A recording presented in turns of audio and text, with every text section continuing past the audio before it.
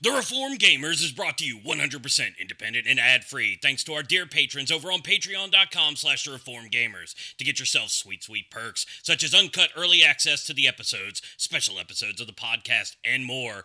Head on over to patreon.com/theformgamers and consider lending support and joining the herd. Without further ado, let's hop into the show.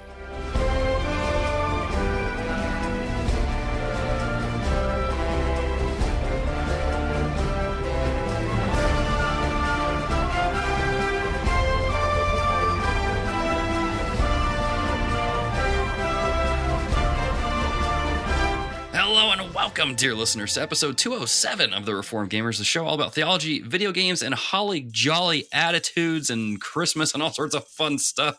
Welcome to The Reformed Gamers. I'm your holly jolly host, Logan, and joining me yet again on the show is the Legend of Zelda fan himself, Jonathan. Imagine the 8-Bit Heroes theme song here. What's up, guys? It's good to be back again. I love doing this. Welcome back, man. I gotta introduce the other co-host here, guest, whatever the word is, as well. Former retired Legend of Zelda speedrunner Derek, aka Digital Samson Smith, over here, man. Welcome to the show. Welcome back, I should say. It is good to be back. Hiya, fellas. How we doing? You guys look very much into the Christmas spirit. Isn't it amazing how we all showed up with Christmas sweaters for this recording? Yep, looking great. I got jingle bells. You gotta do that. Yeah. Go for it. Hold on, here we go. Just go for it. Yes, I've got this elf hat that has bells on it, and it's very itchy, but it's glorious at the same time. It's best gift of the year. My 3-year-old was wearing it earlier, and I just found it on the floor, so I put it on. It just works, man. That's a great story. You gotta do what you gotta do. But dear listeners, if you're listening to the audio version of this and you want to see how awesome our sweaters are, because they're not ugly, they're pretty awesome, head over to youtube.com/thereformgamers. Watch the episode over there and enjoy. This is weird to have a Christmas episode where we're talking about Legend of Zelda, but Link is kind of like an elf, right? He's like one of Santa's little helpers with the way he's dressed up. I believe that's in the lore, yes. Okay, fair enough. But so we're talking about Legend of Zelda Skyward Sword this episode, and it's also the week of Christmas that this episode's coming out. So from TRG to all of you listening, Merry Christmas, Happy Holidays. Hopefully y'all have a good and safe Christmas time, hanging out with your family, poning some noobs in Halo, because I'm sure we're all going to be playing that a ton by the time this episode releases. We're recording this on December 6th, getting this out of the way of travel schedules and all that stuff and getting it ready to go. So I don't know. Well, based on the early reviews for the single player, sounds like Halo Infinite is really, really good. So maybe our minds will change, but I highly doubt it. Man, I'm very hopeful. I really am. Looks great. You and me both. Especially after Halo 5. I'm just like, I'm so ready just to feel good about Halo. And I've been playing a lot of multiplayer, which for those of you that know me, I'm not a big multiplayer person, but Halo is like my jam. I'm just all about it. Yeah. And what a jam it is. Mm-hmm. I thought Derek was going to say that I play. I forgot what he was going to even say now, but I thought he was going to say something like he just plays it to feel it again, like to feel alive. Feel good. Yeah, no, I feel like I thought he was going there for a second too. I don't know. You were just like, man, is Derek okay over there? Is he okay? Well, see, that's the thing. Like Halo, we played a lot of. It's like, Logan, you and I played a lot of it in college. So much of it, and like Steele, yeah, man. I think you played some Halo 4, didn't you? Or was that before? Oh, so much. Oh, yeah. No, I was super into Halo 4. Yeah. I'm trying to remember, because I remember that's when I met Logan, and like that was one of the things we really bonded over was Halo. Mm-hmm. Halo 4 played so much of it, and I have so many good memories on that game. And people dog Halo 4, but the Halo 4 was kind of like my reintroduction into the series because I played a lot on the original Xbox, but then missed like 2, 3 in Reach, and the Halo 4 was me diving back into it, and I just like fell in love with it all over again. Yeah. And to be fair, at least Halo 4 had a decent story and multiplayer combo. Did Halo 5? I don't think so. Yeah, oh, wait, I have drums. There we go. Hey. There we go. But yeah, it's a good game. Anyway, dear listeners, if y'all are playing Halo again, drop over to the Discord. We are playing it just about every week on the weekend, so head on over, join the server, and we'll get you going on the Halo nights. It'll be a lot of fun. Before we get into the episode proper, a little bit of housekeeping.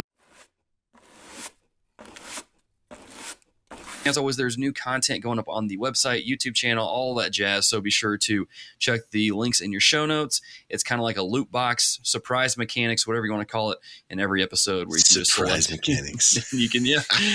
Take it easy there, EA. I saw.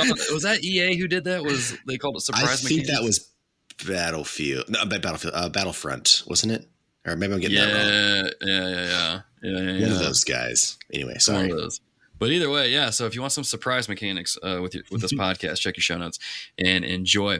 Also, a quick reminder that we are still partnering with Mukwano Coffee. Listeners of the show are being hooked up with 10% off coffee over on mukwanocoffee.com. So be sure to check the link in your show notes and listen to the ad later on in the episode, and you'll be you'll have more details on how to do that, and hopefully you score yourself some sweet coffee swag for you or your loved ones this holiday season. But without further ado, let's get into the Christmas episode of the Reformed Gamers by talking about Legend of Zelda. But before we get into that, what have we been playing? Derek, you handsome, bearded elf, Santa's helper. What have you been playing here recently, man?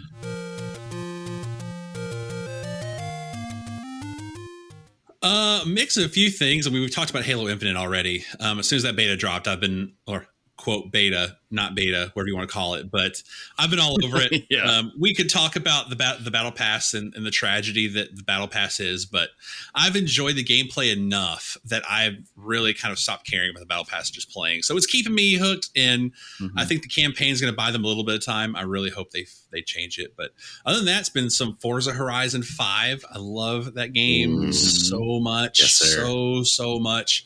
And then a game I really want to highlight is It Takes Two. I finished that game the other day.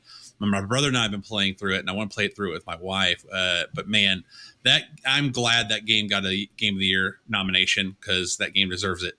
I love co-op games, and that game is an amazing experience. It's so fun. I've enjoyed it very much. That's awesome, dude.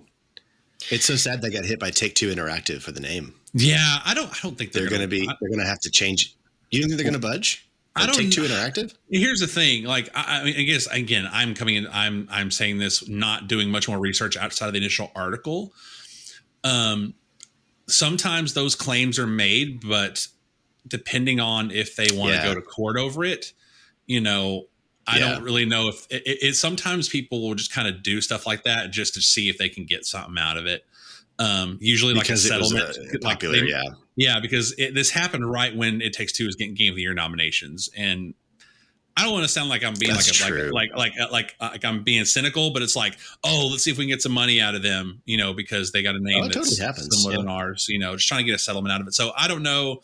I hope it doesn't, but who knows, but. It is. All I know is that game is amazing. That's all I know. But I'm going to back out of the whole stuff I don't really know much about when it comes to the legal side of things. Sorry, I didn't derail that. Yeah, say the game is the game is fun, and if you guys haven't played it, it's an incredible game. It takes about 12 hours to beat. That's awesome. I love that. I've gotten to where Hazelight. I love that studio. It's Hazelight or Hazellight, but I think it's Hazelight. But anyway, that studio. Anytime they release stuff from this point forward, because I loved A Way Out, I loved It Takes Two. The last two games they've been putting out for co-op games are just both incredible. So pretty much this point forward, when they're going to put something out like co-op, I'm going to be in from day one. I love what they do. Cool, man. Sorry, I don't mean to have my face frozen like this. Like my camera didn't freeze or anything. I was just, you guys started talking about Take-Two hitting them with a lawsuit or something. I was like, I didn't hear about this, and I was just like, just listening. So yeah. It seems like a weird thing to do, but they did it. So I mean, gaming industry is a business. So yeah, it's odd that people are throwing a fit about it now.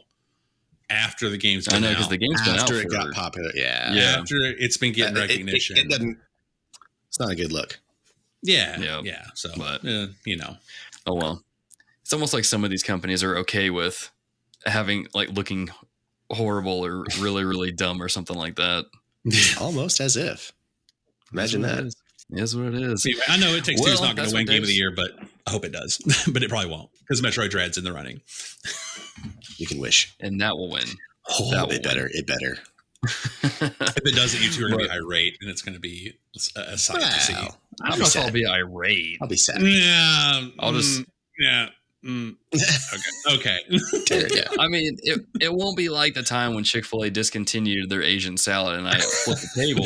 It'll just be like, it is what it is, you know. Or they took nacho fries off the menu. Taco Bell took nacho fries off the menu. That's always a personal day in my life where I have to take off the day from work. Because as the Bible calls it, as when you're wailing and the gnashing of teeth. You know, the day where you pour ash on your head and ashes. Kind of stuff. Yep, sackcloth and ashes. Yeah. Mm-hmm. Yep. Yeah, I grab a potato sack, punch holes out, put it on, and just weep for the rest of the day. There you go.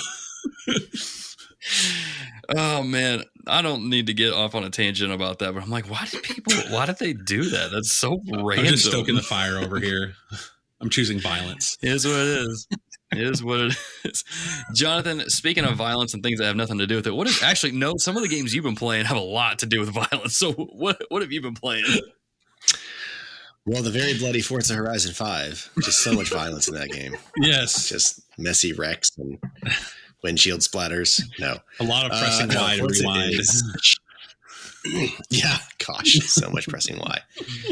I love the pressing Y thing because it feels like them being like, you know what? It's fine. It's not cheating. Yeah. It's just it makes it more fun. Let's just put that in there. So, no, Forza Horizon 5 is great. I haven't been playing a ton of it, but I have been enjoying what I've been playing. It's very engaging and great game. I know I mentioned it last time, but I really have continued to get sucked into to Assassin's Creed Valhalla. Until I wasn't. I burned out hard and suddenly, and I was near the end of the story, and it just dropped. I was just like, I can't do this anymore. It was so. The repetition caught up all of a sudden, and I just couldn't turn the game back on. So I can't knock the game too hard because it did pull me in, and I enjoyed it for the time I played it. But dude, it really shows for all its qualities. It really has gotten formulaic, and it's like I wasn't compelled to do much organically after a while. It was just like go here, do this, go here, do this, go here, do this again and again and again. Combat was mindless, so I don't know. It's kind of a bummer, but I did enjoy it for the time I had. I have to say that. So I gotta ask, how many hours did you put into the game?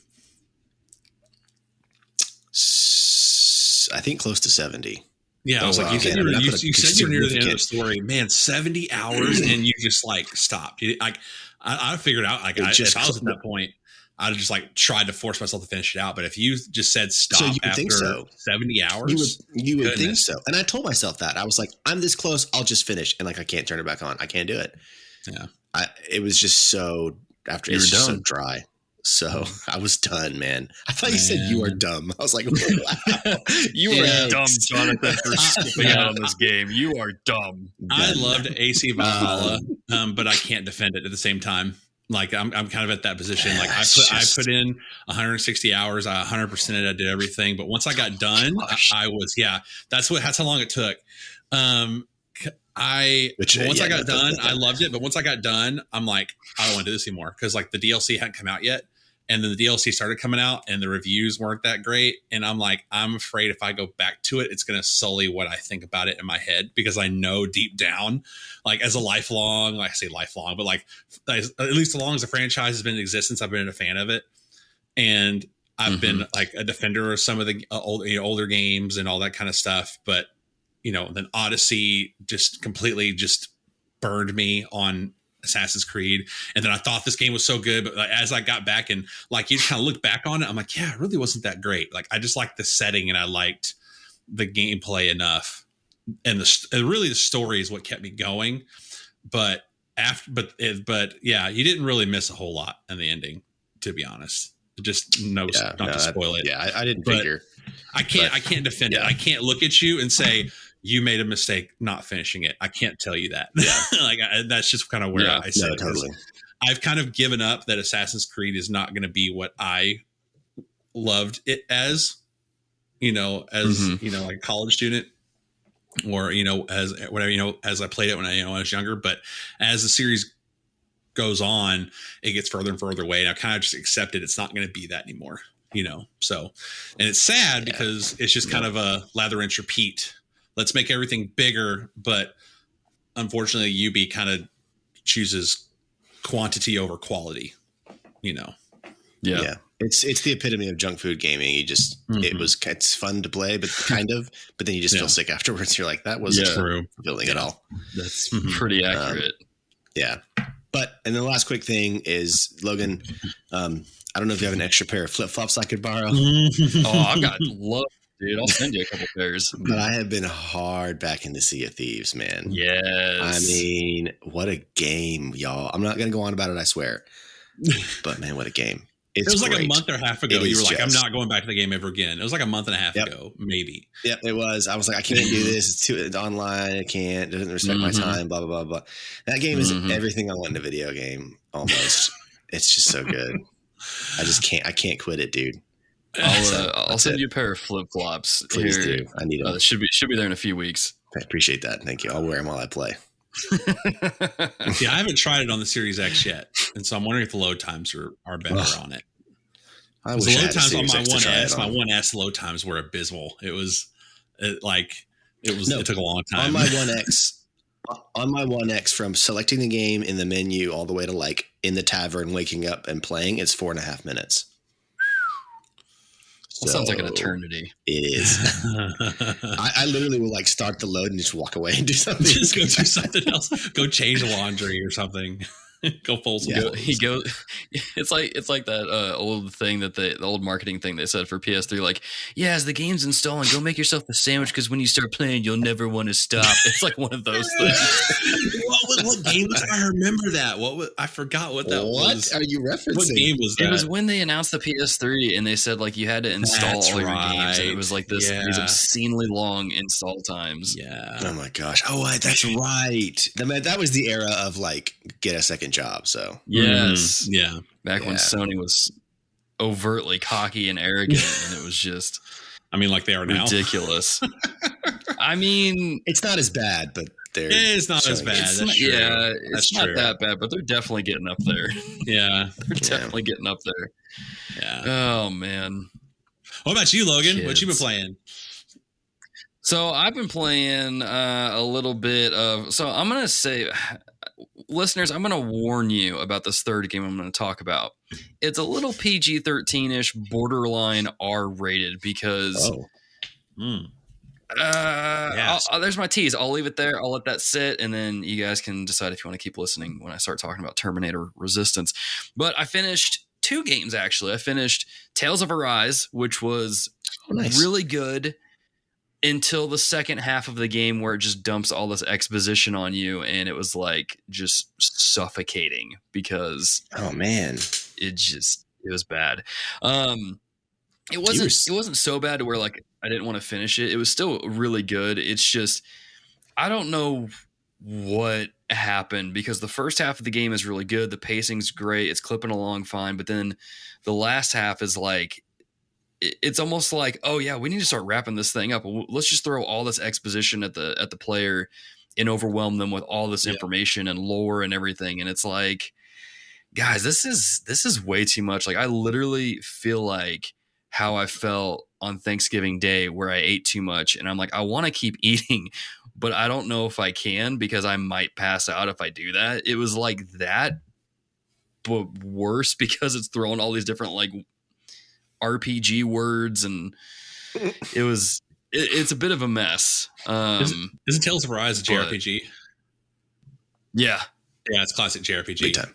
Yeah, classic. Yeah, like Kingdom Hearts, Final Fantasy, like game. all those JRPGs, like man, they throw all that exposition at the end, and like, oh, the fish is your dad, that kind of stuff, and like, whoa, what? Like, like back up, you're not actually alive anymore. See, with Tales of Arise though, Tales of Arise does it like really, really bad to the point where, because Persona 4 Golden kind of gets like that towards the end. Persona 5 definitely gets like that, but like, they had ways to break it up to where it was more digestible. Tales of Arise, what makes it bad is they'll give you a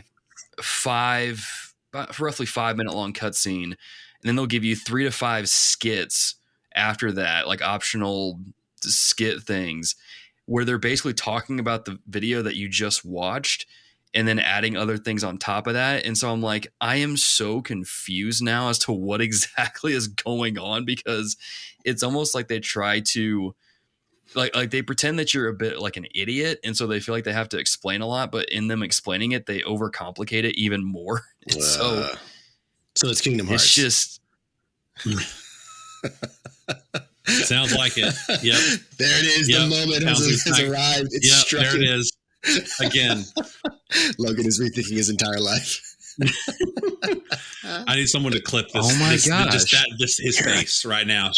You're a Kingdom Hearts fan now. You were a Kingdom Hearts fan all along, Logan. Skinner, our editor, is a huge Kingdom Hearts fan. He's probably sitting here listening to this, like cackling like a madman, while also simultaneously purchasing Tales of Arise off Amazon. Kingdom Hearts complex exposition, you say? By the way, I think you're due for another Kingdom Hearts like retrospective episode now, because you talked about 3 a little bit, I think, in the past, but you had 1 way back when TRG started. But I think you're due for another one with how wild that franchise has gotten. No, because that would require me to play Kingdom Hearts 2, and I tried to play that and I hated it. And then I've heard Kingdom Hearts 3 is like worse. I never played 3. 3 is, oh my goodness, I can't even describe 3, because again, like, Kingdom Hearts was in my top franchises. I don't think a lot of people can describe 3. Yeah, I can't defend that franchise anymore. I was like an apologist when it come to Kingdom Hearts for the longest time. And it got to the point where I kept holding out hope that they were going to like Kingdom Hearts 3 was going to land all these crazy threads together. And it didn't. It just made them go even further out. And I'm like, I can't do this anymore. It's so sad, because like I want to love it's Final Fantasy and Disney together. And like, I want to love it so much, but it's so infuriating. Like, I played the mobile games. I bought a 3DS so I can play the dumb side game that they had. And that game, the 3DS, I did get Majora's Mask 3D and OOT 3D, so y'all can get off my back a little bit about it. And so I got justified the purchase a little bit.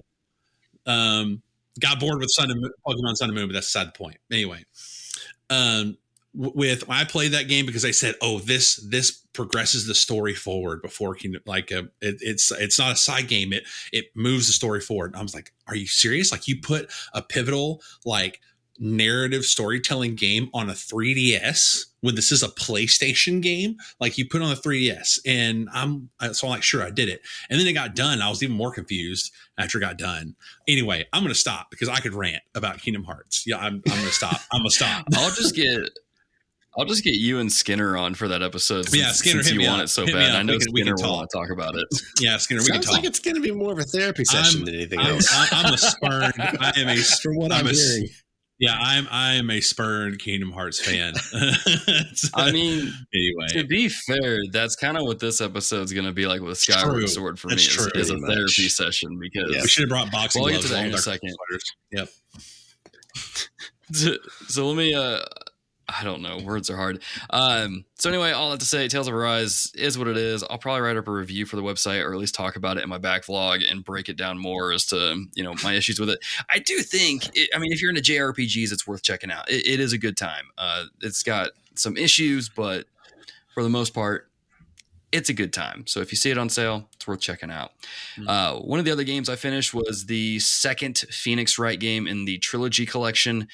And, yeah, that final trial more than made up for the rest of the game and how slow that was and kind of how boring it was, because the last trial just pulled out all the stops. I wasn't expecting the story to go in the ways that it went, and it was really, really good. So I'm probably going to play the next one, because several people in the group were like, you got to play the third game because it's the best one. I'm like, okay, sure. I guess I can do that. And then I watched the trailer for it, and I was like, yeah, you know what? That actually does look pretty good. So I'll keep trucking along, and hopefully by the end of the year, I'll have those 3 games finished, and I can cross that entire trilogy off of my backlog. It's a good time. All right. Now, now comes to the PG-13 R-rated section of the thing. And I'm probably embellishing a little bit. I started playing this one game that's been on my backlog for probably a little over a year now. It's Terminator Resistance. It's a game that came out on the PS4 originally, where you play as... I don't even remember the main character's name because all the characters are not that memorable. But it's this game that is literally, if you've played the Metro Last Light or Metro 2042 or 2032, whatever that one was. If you played, no, this is the two before Exodus. Oh. If you've played those games, this is exactly what this Terminator game is. It's just with Terminator stuff painted over it. And so, good or bad? It's in a good or bad way. It's perfectly average. Is how it is. It's perfectly average. There's some crafting elements. It really feels like you're playing a Metro game in a lot of ways, but they just threw Terminators in there. And I mean, it's really not that bad. It's not something I would recommend people like go out and play unless you're like a diehard Terminator fan. Until I got to this one point. So here's the thing. The game, the voice acting is not that great. It's not Mega Man X4 levels where it's so bad it's good. It's just... It's so, it is bad. Like I was sitting there, and you can ask my wife, I was making fun of the little kid character in the game the whole time because I'm just like, you're so stupid, dude. Like, why do you exist? Why are you in this game? I was just making fun of all the characters really because they all just sound really stupid. And I reached a point with the game where I realized the dialogue just was not, it's not some masterpiece. It's not really worth paying attention to. So I just started skipping all the dialogue stuff, and you can pick your dialogue choices kind of like Mass Effect or Dragon Age. And so I was like, all right, fine, whatever. I'll pick that, blah, blah, blah, and just kept progressing through it. And I get to this one point in the game. Keep in mind, I didn't look at the ESRB rating for this game when I bought it or what before I started playing it. So I didn't really know what was in there. I was like, it's Terminator, you shoot robots. It can't be that bad. So I'm just skipping by all these dialogue options and all these conversation choices. And let me tell you, if you're going to play this game, don't do that. Because what happened was I'm talking to this one character. She's the commander of the little faction of the resistance that you're helping out. And she's just sitting there talking, and she's telling this. I won't get into it for spoiler reasons, but she's telling me about this mission she wants me to do. And I'm like, yeah, sure, whatever, cool. Let's go on. I want to let's get to the end of the game here. I want to shoot some more Terminators. And she says something about like, I didn't really catch it, but she was like, if you do this, I'll make it worth your while. I'm like, cool, money. Yeah, give me upgrade parts, all that stuff. And then it switches to a cutscene where she takes my character by the hand, and I'm like, oh no. No. She pulls him into a room. I'm like, oh no. Please don't let this be what I think it is. I'm not going to describe any more beyond that because, again, we have some younger listeners. But needless to say, I didn't know the game had romance options. That's not. I was sitting there like the entire time. I was like freaking out and screaming, and my wife's like, "What is going on?" I'm like, "What are they doing? Somebody explain this to me." I paused it and I was trying to skip the cutscene, and my wife was just sitting there laughing. Like, she was just like, "Your reaction to this is so hilarious. Can you not skip this?" And I'm like, "No, I thought this was a Terminator game. I didn't know this was in here." That's hilarious. I wanted to basically kind of shutting the TV off and just unpause and letting it do its thing. And then I was just like, what in the world? Like this, I was not expecting it, right? But it doesn't end there. Oh no. Oh boy. Oh because you would think I would have learned my lesson, right? To not just coast by those things because it may happen again. But at the same time, it can't happen again, right? This isn't Mass Effect, okay? I was about to make a BioWare joke. Well, needless to say, it happened again, and then I'm like, okay, I'm done. I can't, this is a Terminator game. We don't need to have this kind of stuff in a Terminator game where the sole purpose of the game is to resist Skynet and shoot Terminators. Why is this here? So just, oh my gosh. They make a sequel and it's like a dating sim. No, what's going on? Well, what's wild is they're supposed to release DLC for it. Yeah, you're playing Cyberpunk instead. Gotcha. Plot twist. Whoops. Plot twist. This is the prequel to Cyberpunk. But needless to say, if any of you out there are thinking about playing Terminator Resistance, just don't. Just don't play it. It's really, like I said, it's perfectly average. Just don't. Just don't. Because I'm straight up traumatized after playing. Like, I can't. But, sounds like you're prepped to go from one movie game to another. You can go play Fast and Furious Crossroads now. Fun fact, I bought that, played 10 minutes of it, and it's like, wow, this is garbage. And then I just got rid of money it. for that game? You knew. No, I did know, but I thought it's a PS3 game, dude. Like the graphics are so dated. I thought $10 would be enough. I'm like, surely it'll be fine. No, $10. I still feel like I got robbed out of playing the Fast and Furious game. Like at least almost all the voice actors from the movie, like Vin Diesel, Michelle Rodriguez. Like they're all like that's where the budget went, was to pay them to voice their characters, and nothing to the rest of the game. Nothing was left for the developers. It's pretty bad. It's pretty bad. It's a textbook cash grab. Yeah, basically. Well, speaking of traumatizing things, I'm going to take a quick break before we get into the big topic of the game that traumatized me and almost sent me back to therapy, which is Skyward Sword. But before we get into that, I'm going to do a quick break, little ad reel thing for Mukwano Coffee again. And then when we come back, we'll get into the topic of the show. Dear listeners, if there's two things that Reformed folk can't resist on this planet, it's new theology books and coffee. And Cody over at Mukwano Coffee out of Rollins, Wyoming is hooking you up with 10% off of your order of coffee over on mukwanocoffee.com. Mukwano Coffee focuses on education and excellence in their coffee in the hopes to help people change their coffee drinking habit into a coffee tasting experience. And let's be honest, the best fuel for those late night Halo sessions is coffee. Because let's be honest, we don't mess with Monster or anything like that. Whole Mark of the Beast thing is kind of scary, right? So head over to mukwanocoffee.com, use code TRG to get 10% off on your order of coffee. Makes for a great gift for those that you really love in your life, and maybe those that you probably schooled in the recent match of Halo or Apex, depending on whichever one you're playing. I want to thank Mukwano Coffee for reaching out to us and for supporting our show by listening to the show and telling their friends about it, and maybe even playing it in their coffee shop. I don't know, but that would be a pretty cool idea. Anyway, dear listeners, if you're interested in that and saving some money and getting a gift for your loved ones this holiday season, check your show notes to the links for mukwanocoffee.com. That is mukwanocoffee.com. Link will be in your show notes. Without further ado, let's get back into the show. And now that we're back, let's get into Legend of Zelda Skyward Sword.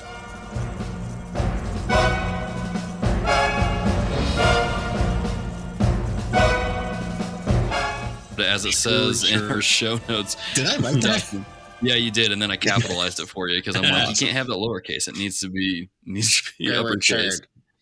But anyway, as always, dear listeners, if you are new to the show and you're just checking this out because you like Skyward Sword or you're curious about it, just to let you know, we will put spoiler warnings at a certain point in here so you can listen up to that point and you're totally fine. But once we do the spoiler warning, that's your opportunity to pause the episode, go play the game, and then come back.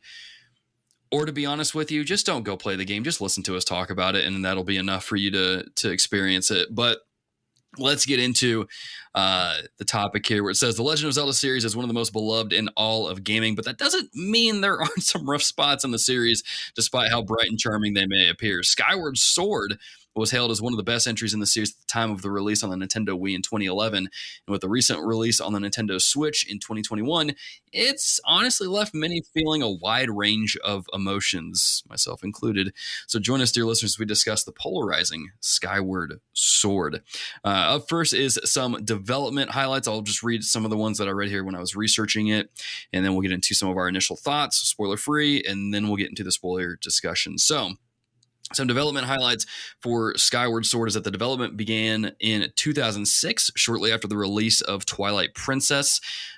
During the development, the team was assisted by Monolith Soft, who's best known for their work on the Xenoblade Chronicles series, which kind of blows my mind because Monolith Soft is known for these big, wide, open spaces, much like the Dixie Chick song.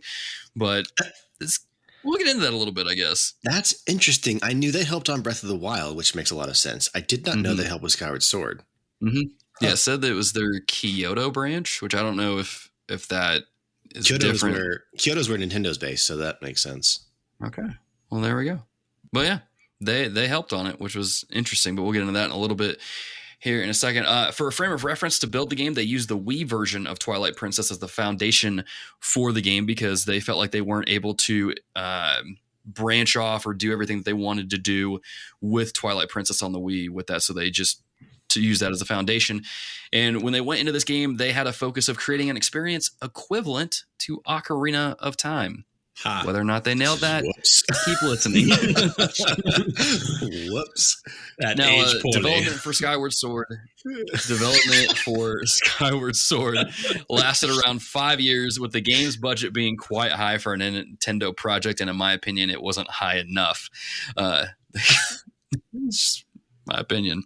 The Wii version of the game already. I'm sorry. The Wii version of the game made use of the Wii Motion Plus, but was incredibly difficult for the developers. And as a matter of fact, it was so difficult that at one point, IG Aonuma almost scrapped it entirely from the game. And unfortunately, we exist in the timeline where they kept it for the game. So, we exist in the defeated timeline. The defeated timeline, yeah. Now, Skyward Sword released through the dates of November 18th to the 24th in various regions. It released in North America November 20th. The game was released to critical acclaim and was highly praised as one of the best entries in the series, although GameSpot gave it a apt 7.5 out of 10. And IGN stated in their review that they wanted to play Zelda games like this from now on. You poor misguided soul. To be fair, that guy has since come back and said he does not think that anymore. Oh, okay. Well, never mind. But he did at the time, yeah. It's too late. It's on the internet. Thank you for publicly... Yeah, that's true. It's still there. Now, Skyward Sword HD was released earlier this year on July 16th in the year of our Lord 2021 to, again, mixed reception. Depending on where you look, people are like, oh my gosh, this is so cool. I love it. And then you have people like me that are like, oh my gosh, how did we get this and not Twilight Princess or Wind Waker ported to the Switch instead? I would have taken those over this, which kind of leads into our initial thoughts, spoiler-free of the review. Yeah, initial thoughts, spoiler-free review-ish sort of thing. I've already hinted at it enough already. I've written about it on the website, so people don't need to hear my opinion. But Derek, let's kick it over to you, man. What are your initial thoughts, spoiler-free, of Skyward Sword? I mean, where do I start? I mean, that's really the question. I played this game initially because I'm a lifelong Zelda fan, but I missed the Wii GameCube era, and so I was going back and fixing that. I had a Wii U, and I played through Wind Waker HD and TP HD, and Skyward Sword was like the big one that I hadn't played yet. And I had this big long conversation with Jonathan, and he just told me about how when that game came out, he played it so much, and he's so much, and he's going to get into it here in a minute. Launch day, baby. Yeah, he played that game back and forth, and I was going into it optimistically, but he did warn me that the motion controls were dated. And because I played on the Wii is what I played on. Well, it was on the Wii U through the Wii emulator, whatever you want to call it. Oh, right. I recorded the whole playthrough on YouTube, and it was a doozy. It took me a year and a half to finish it because he didn't sleep the whole time. Unlike Jonathan, who has the dignity to say, "Hey, I'm not going to play this game anymore." I've said, nope, I started it, I recorded it, so I got to finish it out. And I moved twice in the span of my playthrough. So if you go watch these videos, children. I start in one space and you see me in another house or another room. And then you see me in another house completely by the time it ends. And I got so frustrated with the controls. I wanted to love this game so bad. I love the story dynamic. I loved the characters. I loved the theme it was going for, but I could not get around those controls. And Jonathan sent me these long videos, and I know you've seen them, Logan. This detailed scientific breakdown of how the motion controls worked. I still have these videos these days. I uploaded that video to the Google Drive so I wouldn't lose it ever again. So let's hope that before Jesus comes back, Google doesn't, completely, go away. But and then that helped me out a little bit. But like the first big boss fight in the game, like it took me forever. And I ended up like I was playing this game, and I ended up like knocking over my microphone with the motion controls a few times. And I had some, and so it was such a, like, it stressed me out to play that game. It stressed me out. I stuck with it. I was glad I finished it, but I like when HD remaster got announced, I was like, nope. No interest whatsoever. And if they've got those motion controls, I was not like, I have so many bad experiences about it. So initial thoughts about the game, I wanted to love it so bad, but the controls really hindered that experience for me. I didn't even mind and there were, I said I love the characters. I didn't love all the characters. There were like some of the places you visit, we're gonna get into it, but it was the Kikwi. Is that what you call them, Jonathan? What was that? Is that how you pronounce the it? Kikwi? Oh, gosh. Yeah, the Kikwi. May they never be named. May they never see the light of another Zelda game again. They were so obnoxious. And then, gosh, yeah. And then when we get into the spoiler section, we'll talk about that awful fetch quest, like the fetch quest to defeat all other fetch quests. That was just like when I got to the end, I'm like, I'm so ready to be done with this. Like if you were to watch like the last two videos, I'm sprinting through that game because I'm like, I'm ready to be done with this. I'm ready to be done and be over. But long live Groose. Groose, one of the greatest characters in all of Zelda. Best thing to come out of that game is Groose, yeah, for sure. Mm-hmm. Yeah, man. And Fee can go right along with Kikwi. Can't stand Fee. 5 feet. I don't care how you say her name. Horrible. 5 feet. Awful. Fee, 5 fo fum. 5 feet, 5 fo fum. She is the worst. She makes Navi look like a saint. She is awful. I mean, talk about holding your hand to the worst degree. I vented to Jonathan so bad, so many times. I'm like, is she always this obnoxious? And I was like, yep. Yeah, I'm like, yep, that's her. I'm like, you gotta be kidding me. You know how much Derek hated Fee because he did the southern hand clap in between the syllables sort of thing where he was just like, boo, boo, boo, true alert. I'm waving. What's up? They're all saying hi to you. Oh yeah, they can see you. She's just laughing at me and judging me and didn't know she was on camera. For audio listeners, Jonathan's wife just entered the background. Come on here, say hi. Say hi to the listeners. This is my lovely wife. It's like, what's up? Hi. How's it going? Hi. Oh, What's up? What do you think about Skyward Sword? I can't hear you. They you guys look great. They want to know what you think about Skyward Sword. I love it. What is the Skyward? She loves it. What would you rate? Stop. What would you rate Skyward Sword? 10 out of 10. 10 out of 10. No, Skyward Sword. 10 out of 10 IGN. Let's end it here. They're very angry at you. I'm sorry, Logan. I'm sorry, Derek. That hurts. I'm so sorry. That's it. We end the podcast here. It's done. That's it. That's it. Your Well, wife is listeners, spoken. that's Game episode over. 207. Thank you for listening. Join us. Thank you Consider our for patrons. tuning in. Anyway, so I'll stop there. I'm gonna kick it to Jonathan because I'm gonna kick it to Jonathan from there because my blood pressure is gonna spike. So,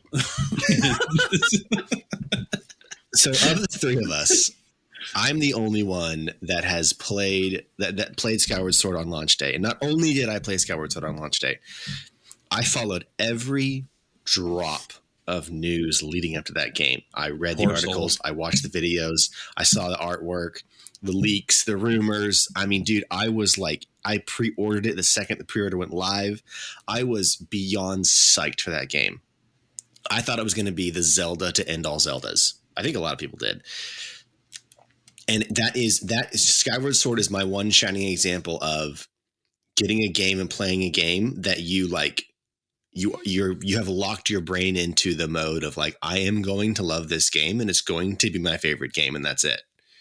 And I played it all the way through with that mentality. And I've since learned not to do that. But man, back 2011, Jonathan was not having any of this. And so I was a hardcore apologist for Skyward Sword for years. Mm-hmm. And then one day I was like, Oh, I think I went to replay it again is what it was. And I was like, oh, this is actually bad. Like I'm having a bad time. Oh no. And I'll say this, Skyward Sword is the bridge to Breath of the Wild, just like the Wii U is the bridge to the Switch. Like everybody makes fun of the Wii U, garbage console, weird ideas, with this and that, whatever. It had a lot of problems. It got us the Switch, though. It was the halfway stepping point. Okay. Skyward Sword did a lot of things that Breath of the Wild does much, much better. It introduced stamina. It introduced crafting. It introduced sprinting. It introduced a lot of stuff that Breath of the Wild took and made great. It just did it. They were all half steps, and it was all a bunch of jumbled mess. Is that a primitive stage? I have to give it credit. Huh? Is that a primitive stage? Primitive stage. It is the step. No matter how you slice it, it is the stepping stone that got us to Breath of the Wild. So I have to give it that credit. And there's much more it has positive, but yeah.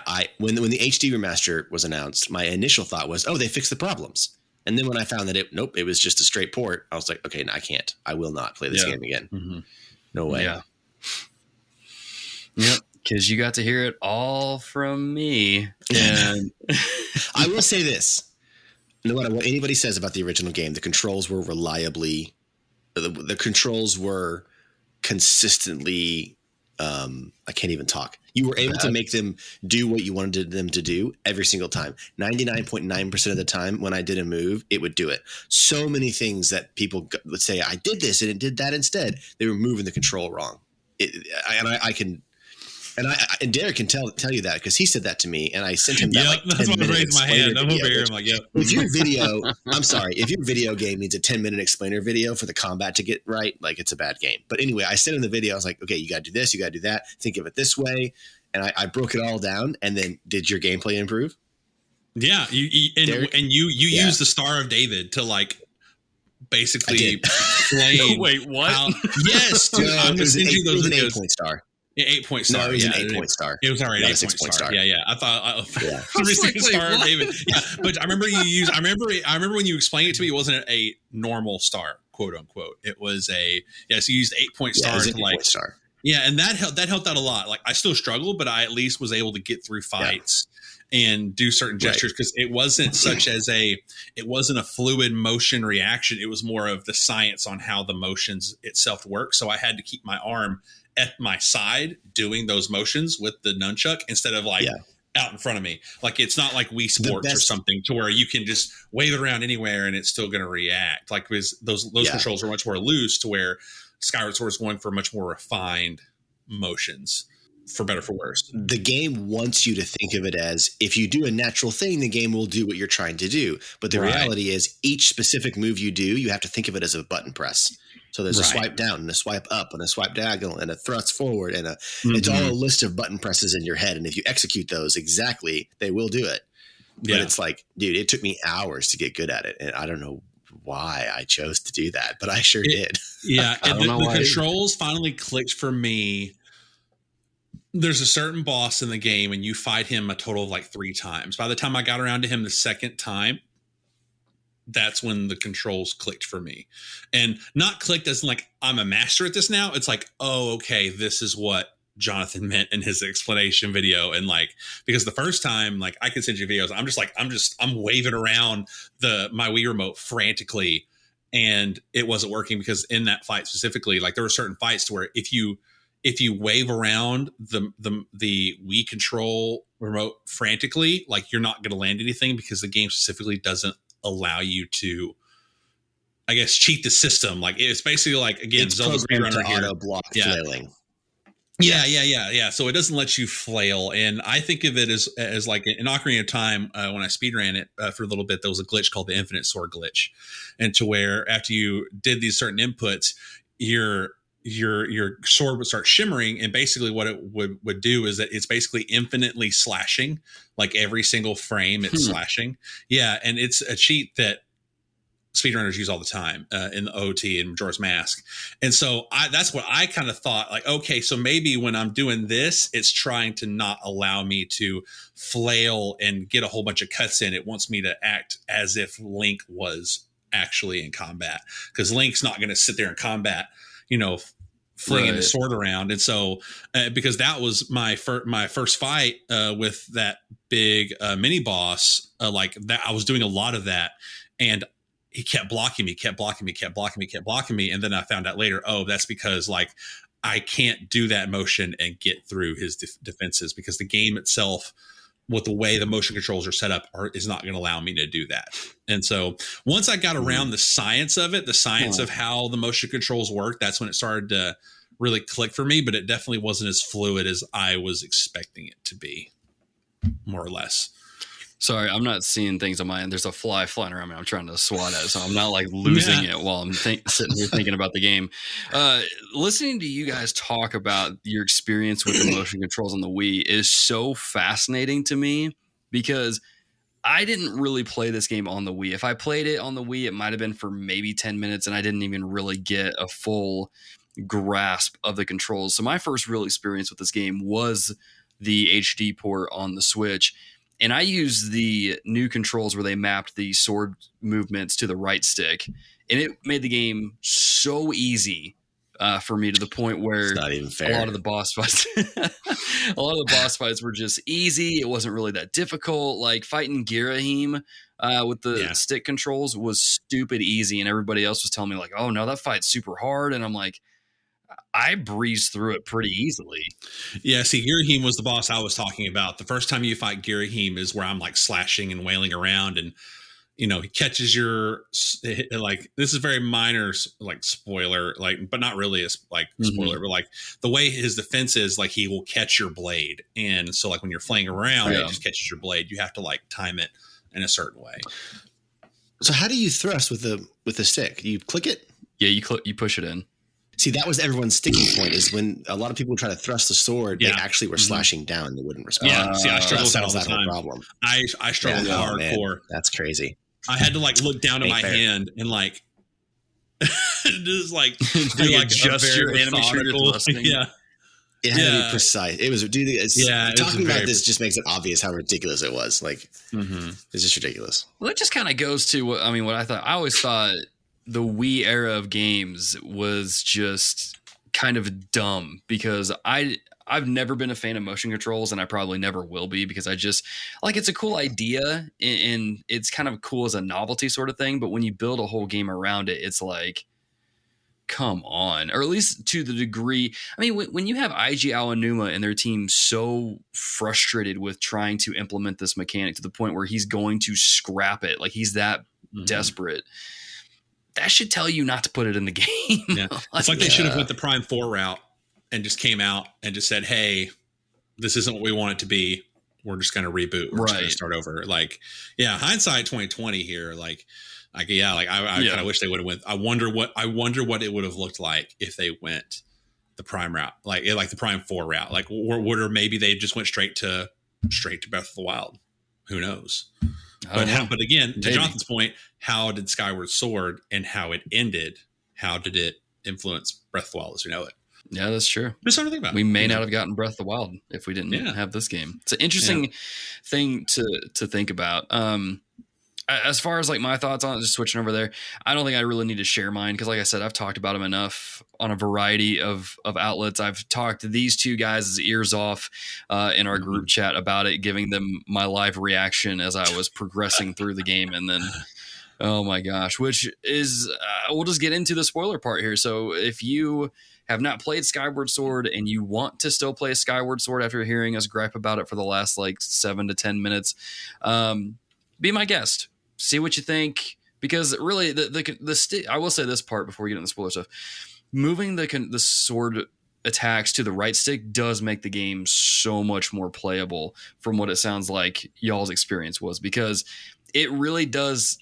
And I've heard this from people who have played both the original and the HD port.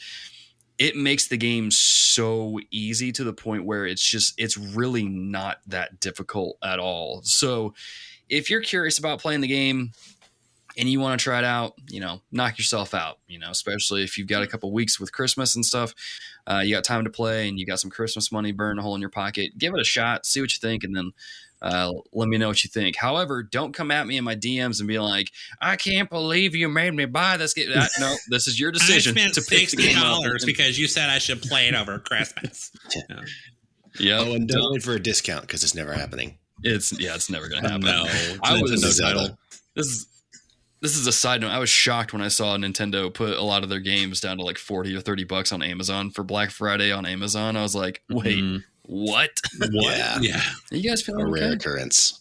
So anyway, all that to say, we're going to dive into the spoiler territory of this episode. So if you want to play the game, this is your opportunity to pause the episode, go play the game, or go watch a video playthrough of it, or if you don't care about spoilers, you can keep listening. But either way, this is the spoiler section. I'm sure Skinner's going to add in the sirens and telling you to evacuate now if you don't want to get spoiled here soon. Can we get spoiler bells? Spoiler bells. Oh, about spoiler bells? Yeah, spoiler dude, do the bells. spoiler bells. Give us a good little buffer. Evacuate immediately.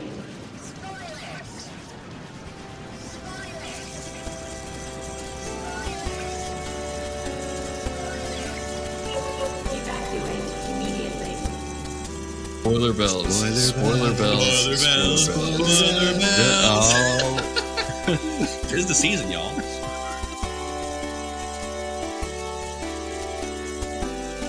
In the city. Really? Here we go. The spoiler bells have run. Doing that. The spoiler bells have run. It's so funny. It's so funny. There you go. Spoiler great. bells. Spoiler bells. Spoiler bells. Spoiler bells. Oh. Spoiler bells. Tis the season, y'all. In the city. I love how we just busted out in a remixed Christmas carol. That's great. Skinner, if we could remix those bells and just that singing into the siren part, that would be great. If you can't do it, it is what it is. But either way, that would be hilarious. It was glorious. So guys, let's talk about how Elvis Presley shows up randomly in this game and just magically. No, I'm kidding. Yeah. Although Bruce gives me Elvis vibes just because of how cool he is and just like 100% going for Elvis. Bruce is a bro. He is such a bro.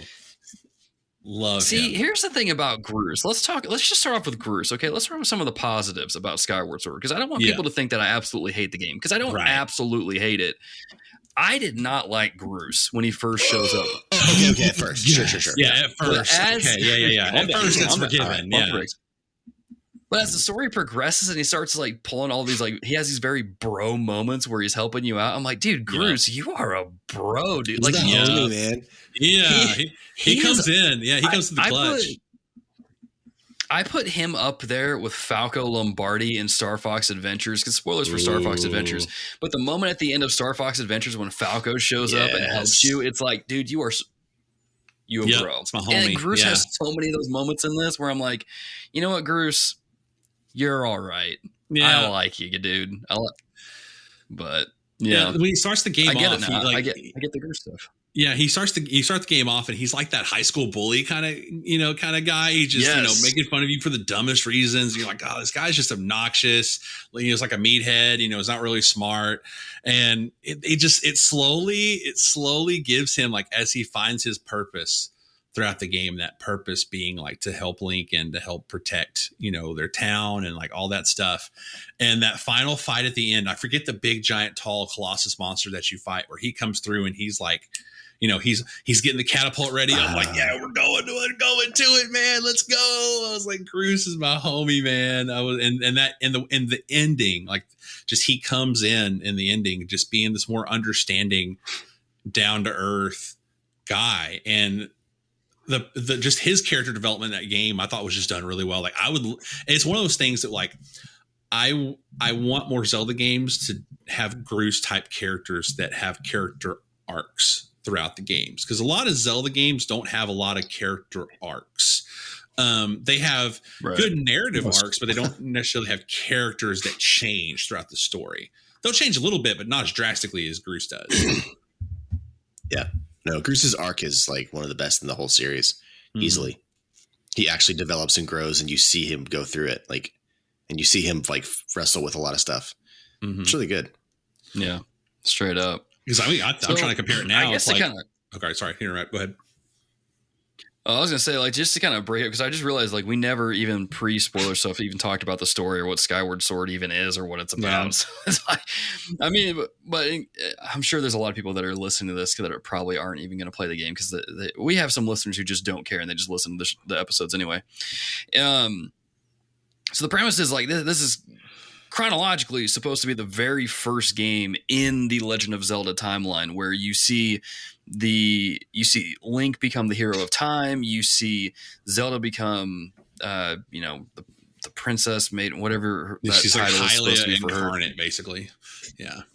Right. And then you see the Master Sword get forged. Like, you see a lot of firsts supposedly for the series in the chronology. You see, I forget what the bad guy is. Even Demise. Is that his name? Demise. Yeah.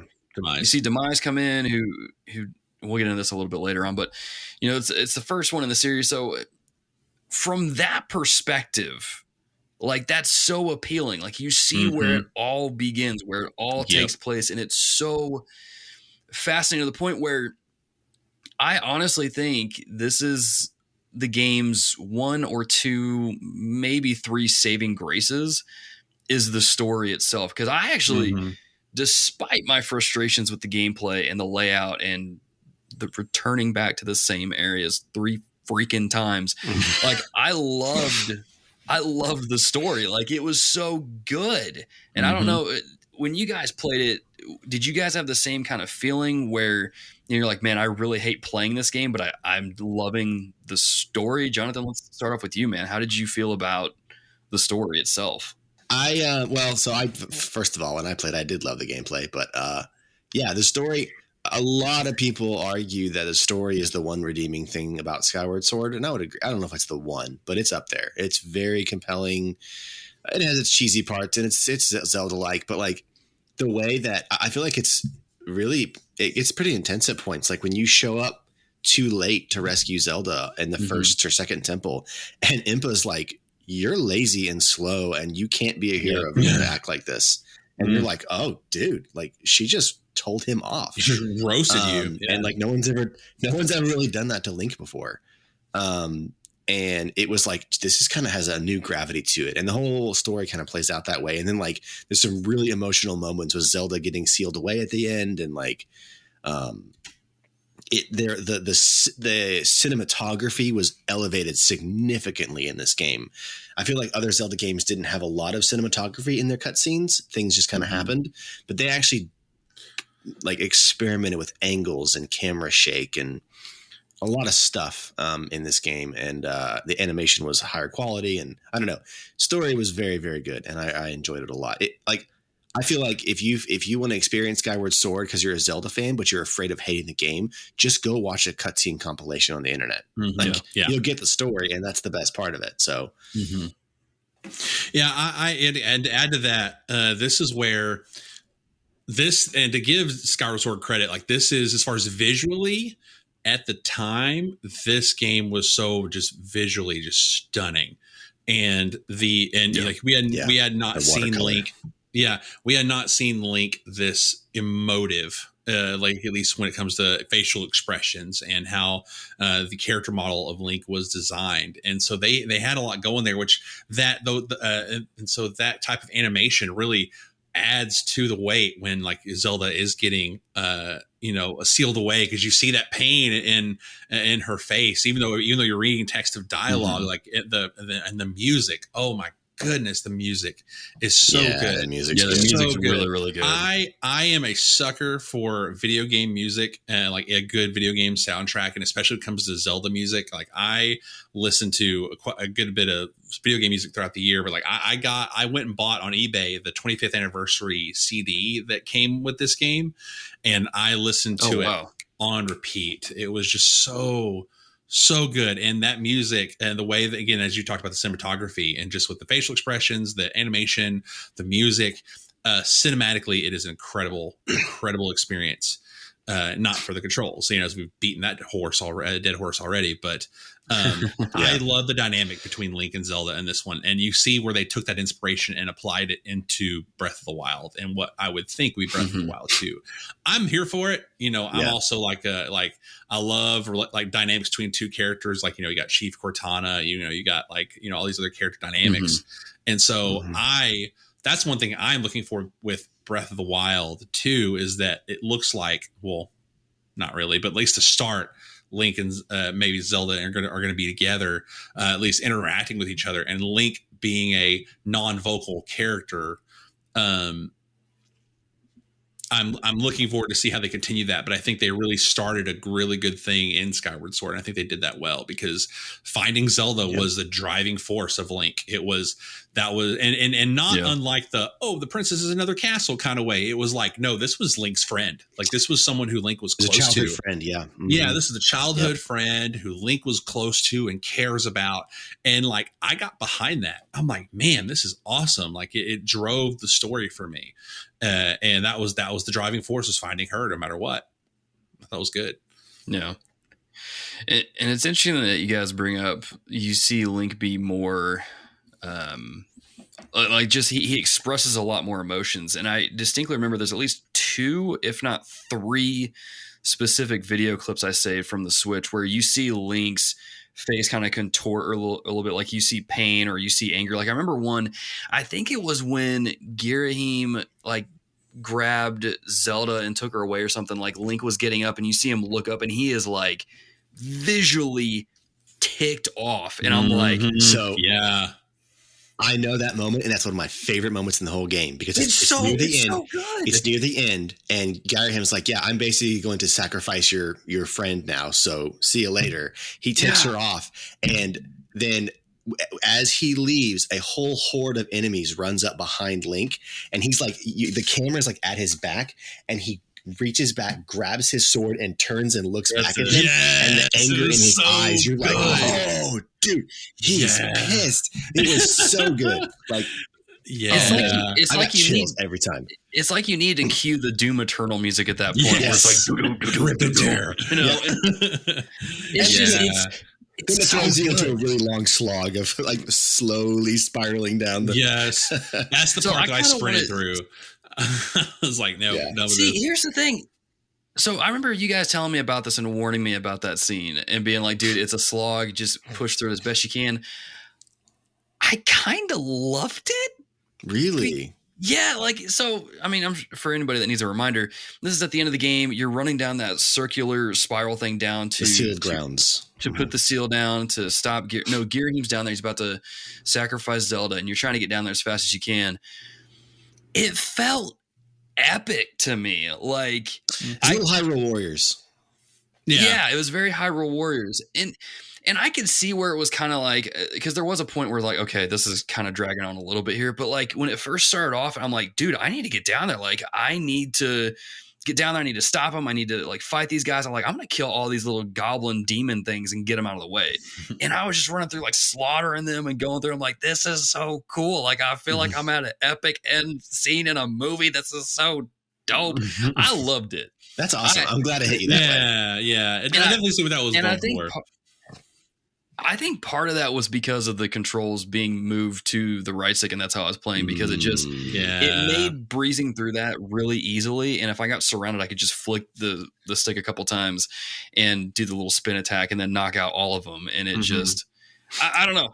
I loved it. I thought it was cool. I don't know if I ever told you guys about that, because I know you guys were warning me about it, but I thought that was a dope scene, especially when you get down there and then you fight Girahim. I'm like, oh, the fight's great. The final form, awesome. The final form Girahim, all that final stuff from then on is great. Yeah, it's pretty amazing. Can we talk about Girahim for a second? How just legitimately creepy and in a very awesome way.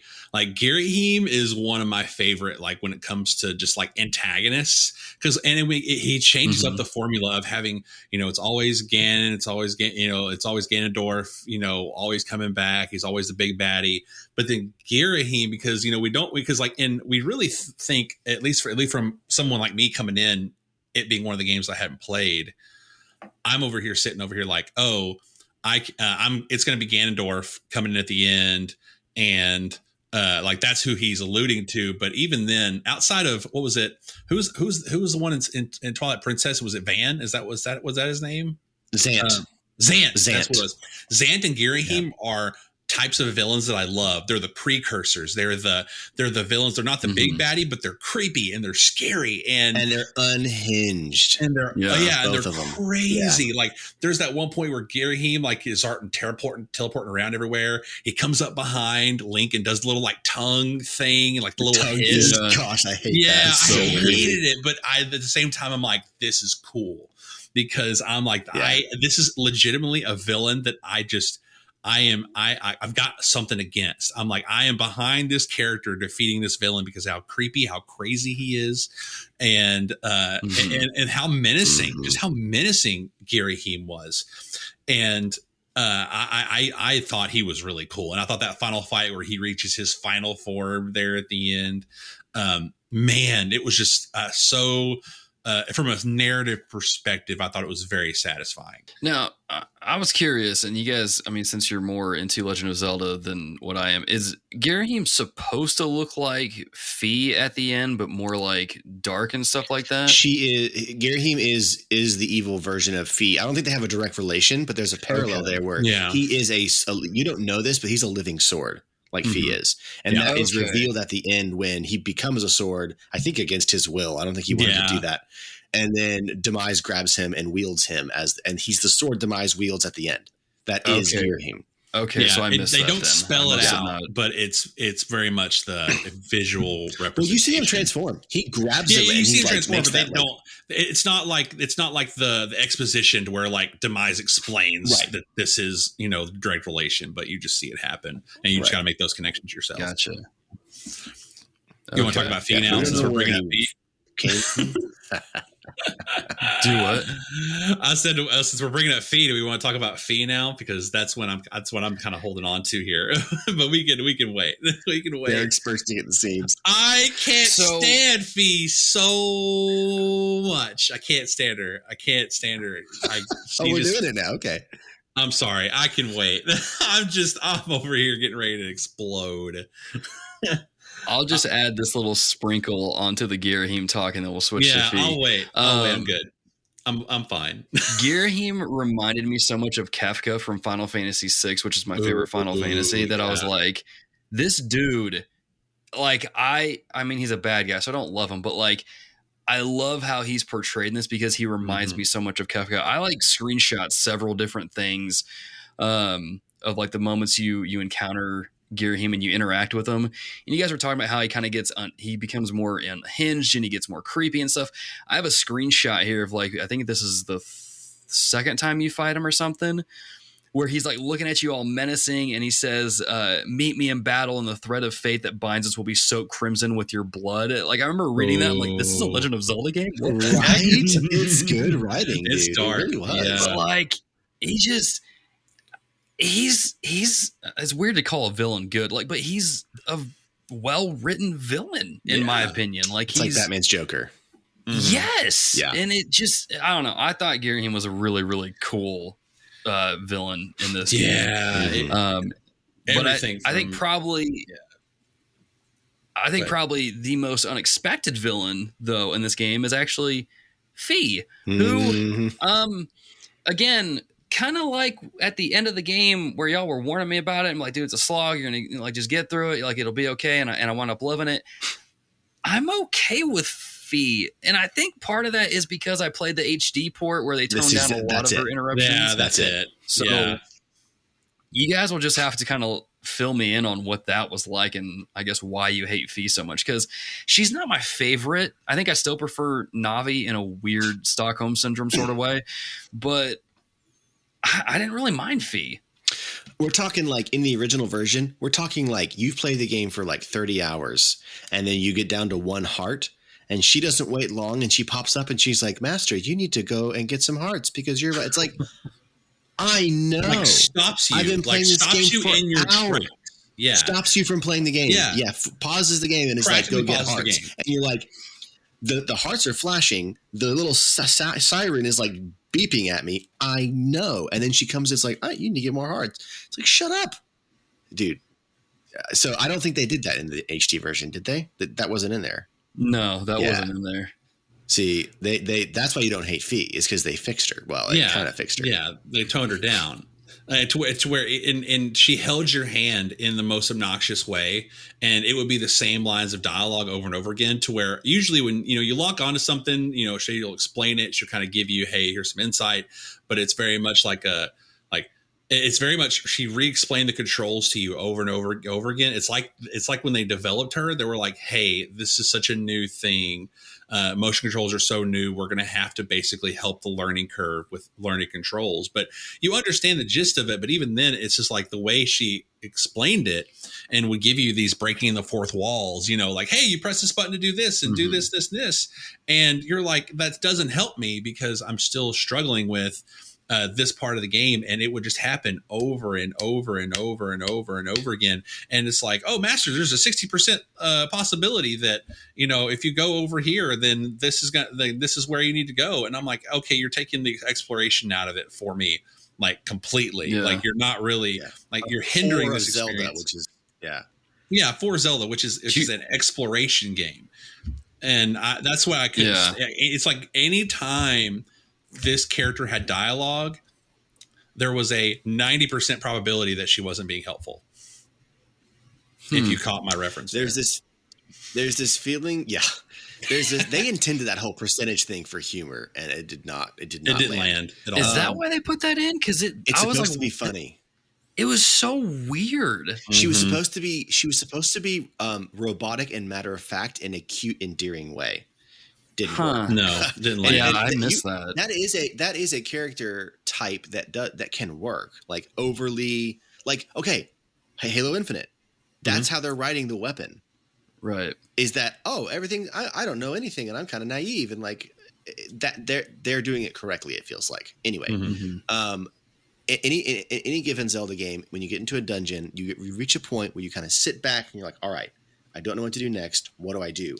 And you sort of take your time and you look around, you explore, and you think. Skyward Sword wouldn't let you do that.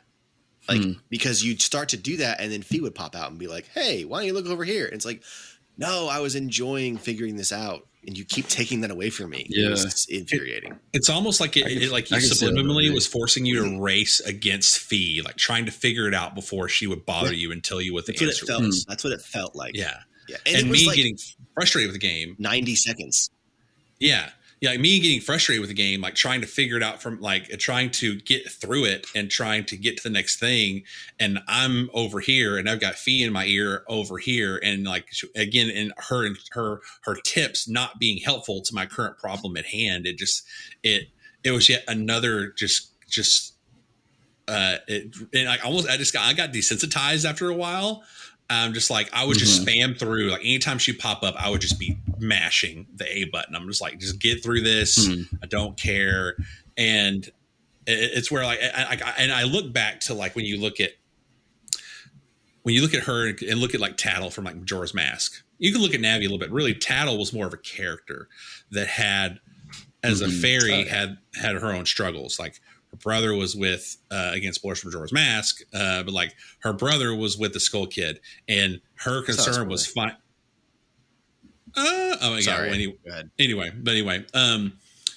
so when Tattle would explain something, and on a Nintendo 64 did a fantastic job of like, it's like Tattle was trying to figure out the problem with you almost.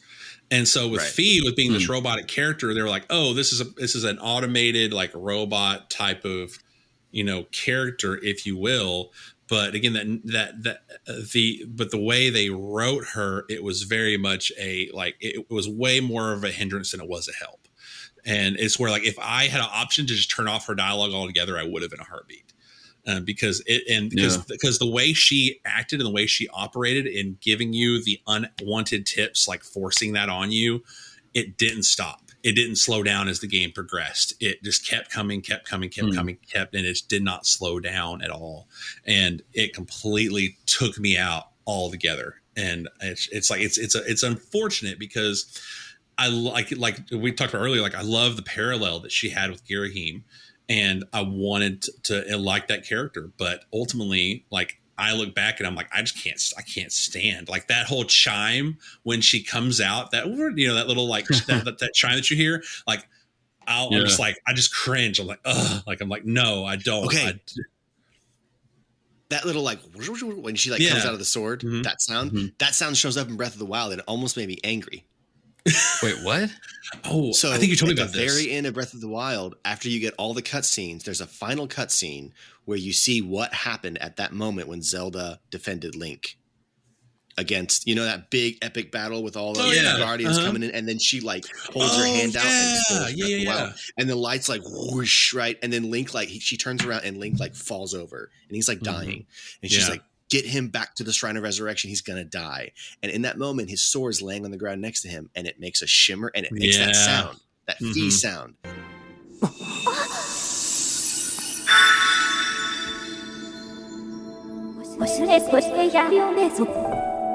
And I was like, because you hadn't played Skyward Sword yet, Logan, so you wouldn't have heard it. You wouldn't have known. Yeah. But like I heard it and I was like, no, you get Skyward Sword out of my Breath of the Wild. I don't want to hear it. Don't put your Skyward Sword in my But that's all I did. It was just a shimmer.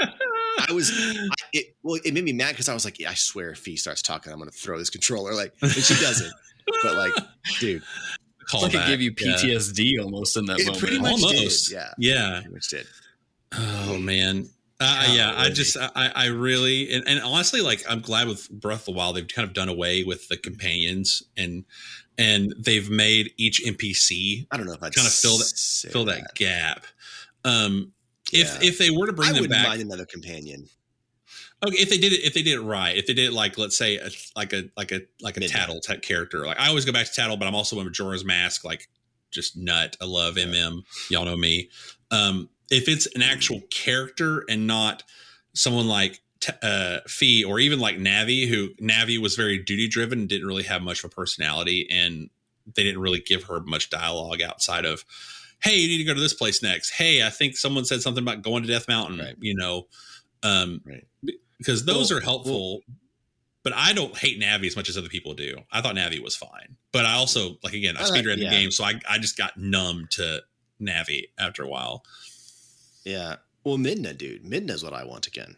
Yeah. See, Midna was good too. Midna was phenomenal. Mm-hmm. Is Midna from Twilight Princess? Mm-hmm. She's kind of mischievous. She's that evil little. Yeah. What do you call it? Little. Yeah, she had a great story. Yeah. She was great, man. Yeah. She's the fan favorite. I'll be honest. I don't want her back because she scares me. Yeah, I mean, she's a little creepy, but not at the end though. She's lovely at the end. Sure. But yeah, so man, I agree. Then I loved her character. Yeah, I agree with that. Then if they had a companion, the companion has to be an actual, like, fleshed out character instead of something that's one dimensional.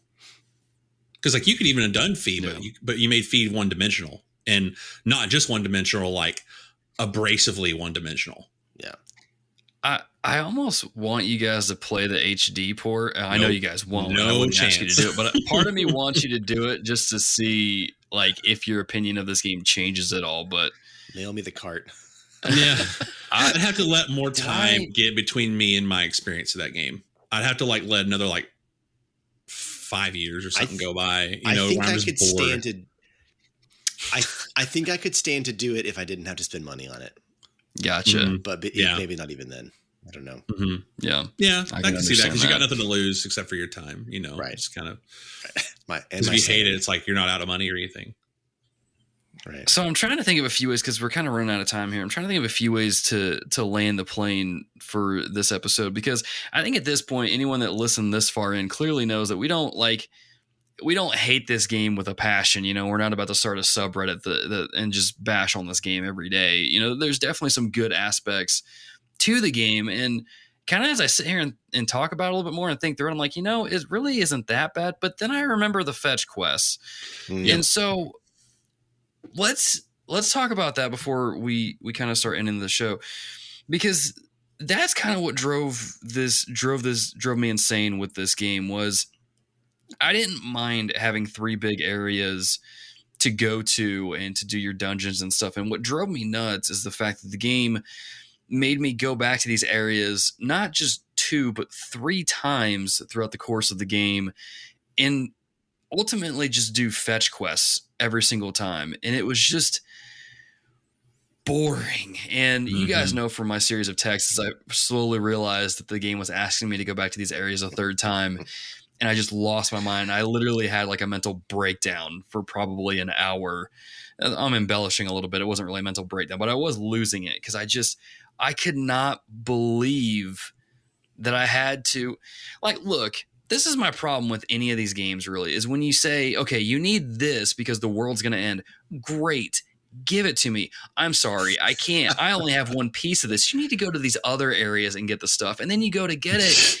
And the characters are like they don't just ever give it to you. They're like, oh yeah, you're super cool, but you got to go complete this quest. Just chilling. They're like cows or something. Yeah. They're just kind of hanging out. They're yeah, you got to need this thing, but I mean, it's not my problem. So world's going to end if you don't though. So, but what made it worse for this, and you guys know this well, but the listeners don't, is that you go to one of, what is it, in the Farron Woods, I think is what it's called. Like you talk to the dragon there, and she remarks like, oh, you've gotten stronger since the last time I've seen you. You helped me last time.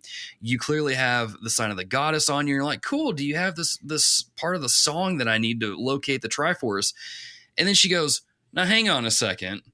I'm not going to give this song to just any hero that comes in. I'm like, you just said, you literally just said, I am basically the hero of time, and you're going to make me go find.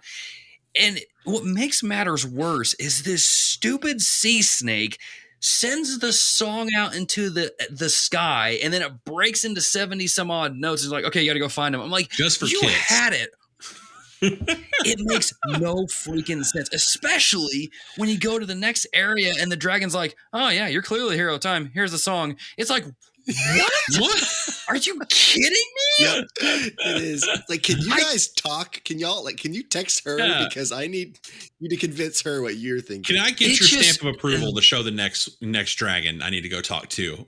Just like, hey, this person checks out. Just give him the song. It's like get your little punch card out and punch a hole in my Hero of Time card so I can get my free snow cone. Like, give me that so I can go take it to the sea serpent over here and get that section. Literally, I didn't really honestly mind going back a second time. I was like, whatever, the area opened up a little bit. There's still some new stuff. It's cool. But the third time I was like, this is so freaking stupid that I'm like, why? Now, thankfully, the end of the game kind of like made up for that a little bit. And I was like, okay, whatever. That was kind of worth it. But what the heck, guys? Yeah. What were they thinking? I wonder because, we look at the development cycle and all the frustration. And I wonder if this was the section to where they kind of were like, hey, running out of time. We need to let's use this map again. Let's give them something to go do to add a little padding towards the end because we didn't really design it the way we wanted to, but let's just kind of tack this on at the end. Because like when I look at the development cycle, when I look at how frustrated they were, this section reeks of, we only finished 2/3 of it and we don't really have the patience to go do another third of somewhere else. Like, let's just kind of throw something back here and be done with it. You know what really amazes me is that they thought, we got to pad this thing out. What are we going to use? Oh, I know. How about a water level? Right? A really bad one. A really bad water level. Like, no. You fail. Wrong answer. Oh, it's so bad. And I don't know. I don't get it. Because really at the point when I did think the trials were cool. Sure. But like the trials in terms of like when you are without your sword and you are in that little like dreamscape and like a little ghost world sort of thing. Yeah. I thought that was cool in the terms of you didn't have your sword, so you had to like go about it a little differently. You couldn't just attack. You had to almost stealth your way through at times. And you had to find certain patterns. So I thought that was cool. At least the first few times I did it. And afterwards I'm like, okay, here's another one. But at least the idea of it, I thought it was at least interesting. Right. Sure. My main problem, I guess, with that is it just like, I don't mind a game repeating elements in a game, but it's just when you notice and feel like this is literally the same thing, I'm getting really bored now. It's just, that's when it rubs me the wrong way, is because it just comes across as so, and I hate to call it lazy, because I don't think the teams that work on these games are lazy. It just comes across that way because it's like, guys, what are you thinking? Mm-hmm. I remember reading something that kind of relates. I'm sorry, Jonathan. I think that I was reading something that had to do with like retail or sales or something one time, and they said the worst thing you can ever do is waste a customer's time.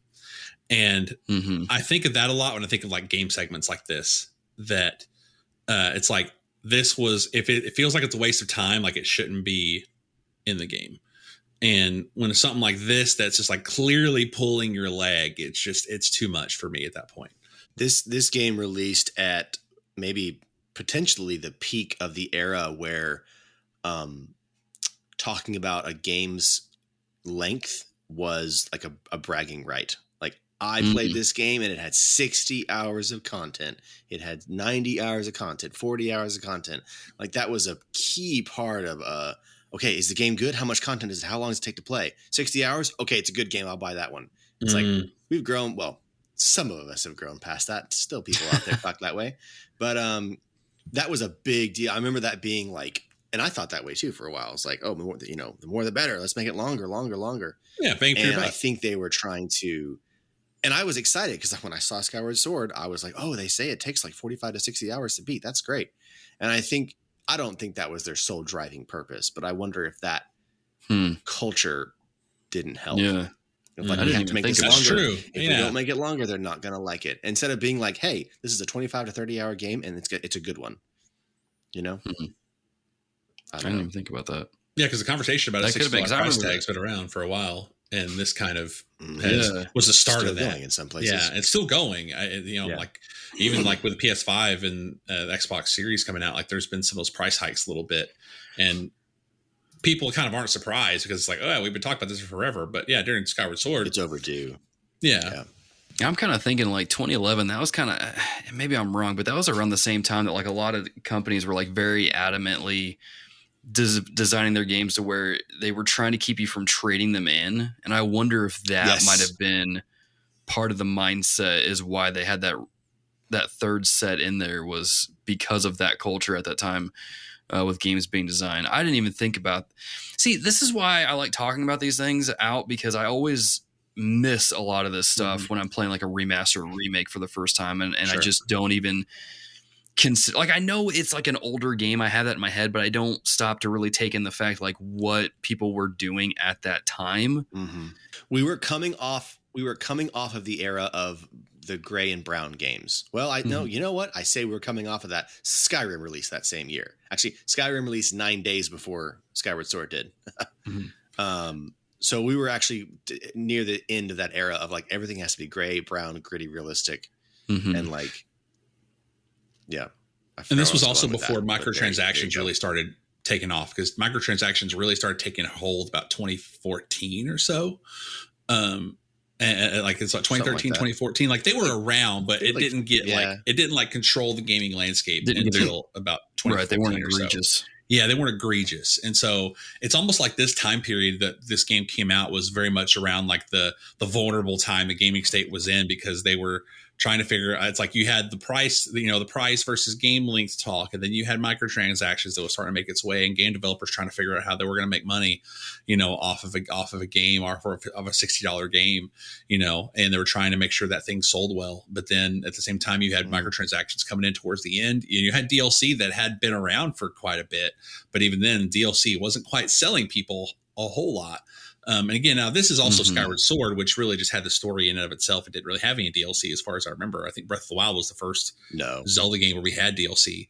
But even then, Nintendo in the background is still, I think, kind of thinking about these things because, and I can't remember if before Smash Ultimate, if there was any DLC.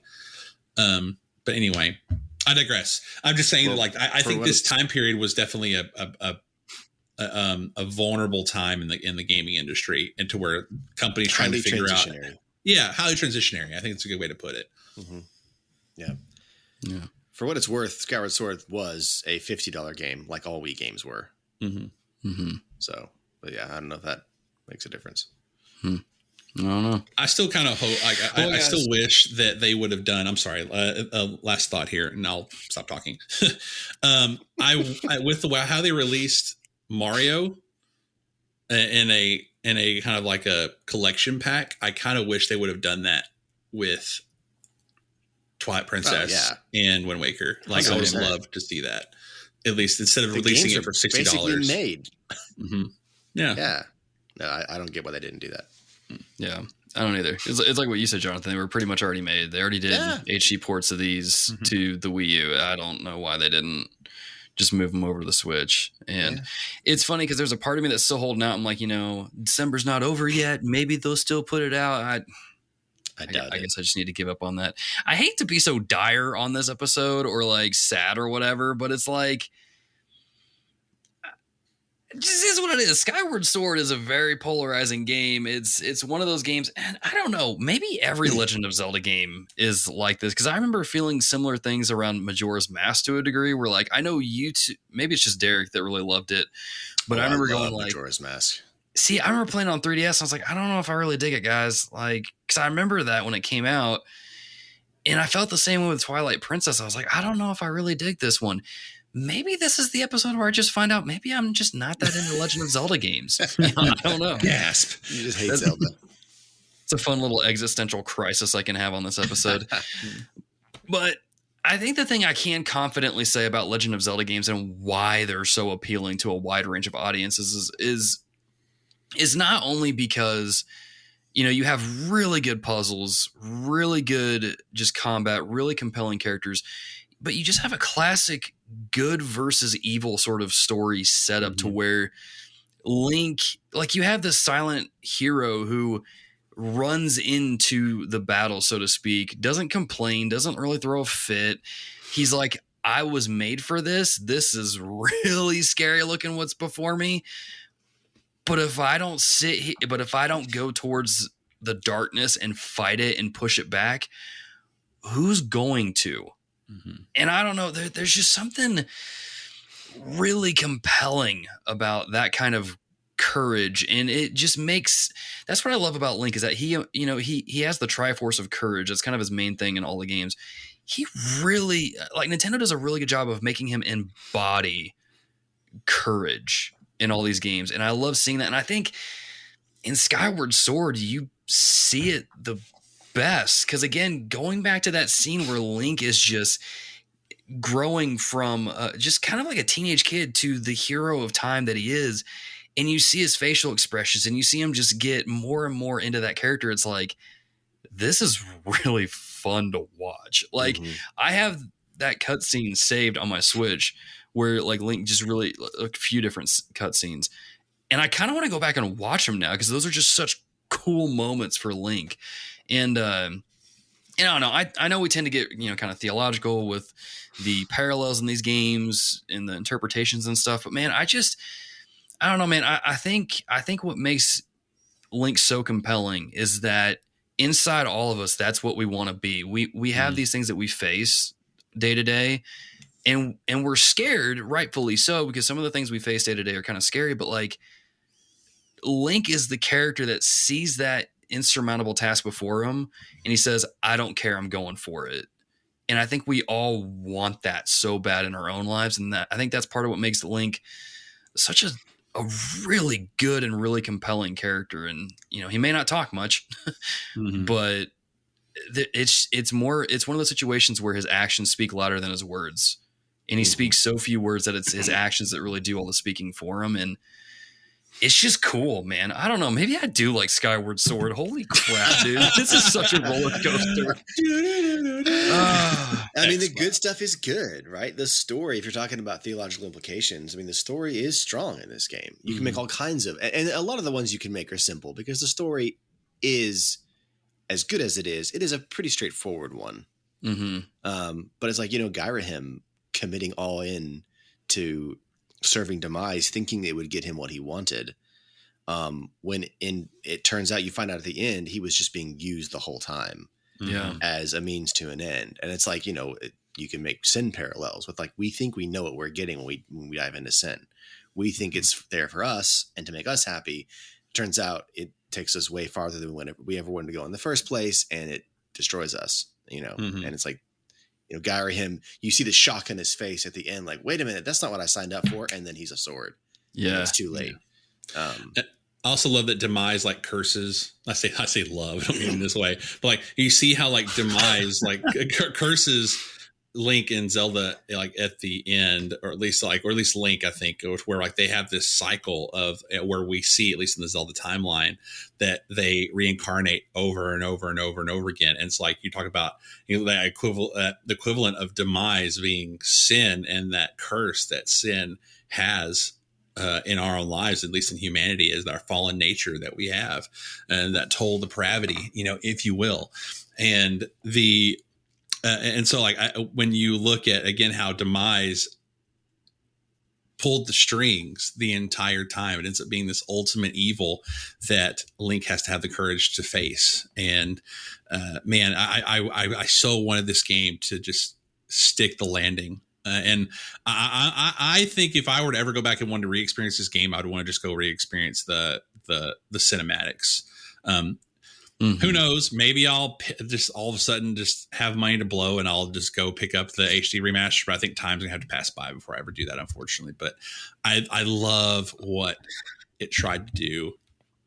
But I think, as y'all said, it's the stepping stone to what we have now in Zelda today. So I got to appreciate it on some level. What do you think Link told his son whenever he eventually had one, inevitably? Like, hey, buddy, so here's the thing about being born to this family. We have an eternal curse. He probably said something more akin to, and